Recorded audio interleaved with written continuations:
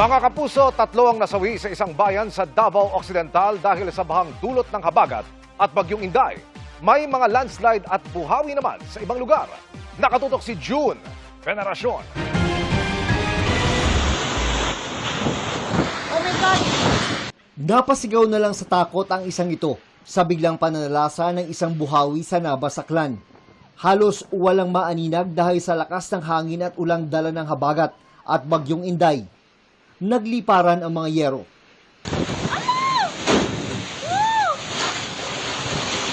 Wala naman naiulat na nasaktan.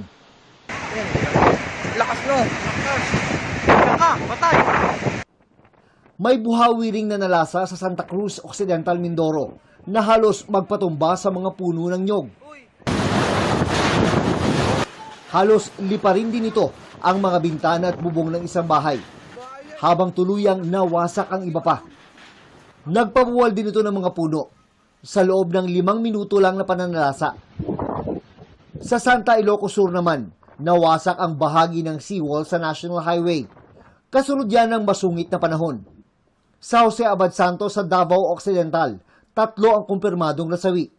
Na-recover ang kanilang mga bangkay matapos maanod ng baha. 6 pa ang nawawala at patuloy na pinaghahanap. Nagkaroon din ng landslide sa Salama, Banisilan, Cotabato, bunsod ng malalakas na pag-ulan. Hindi madaanan ang mga kalsada. Patuloy ang assessment, monitoring at response operations upang matiyak ang kaligtasan ng mga apektadong residente at mapabilis agad mabuksan ang mga daan. June Veneracion, Nakatutok, 24 Oras.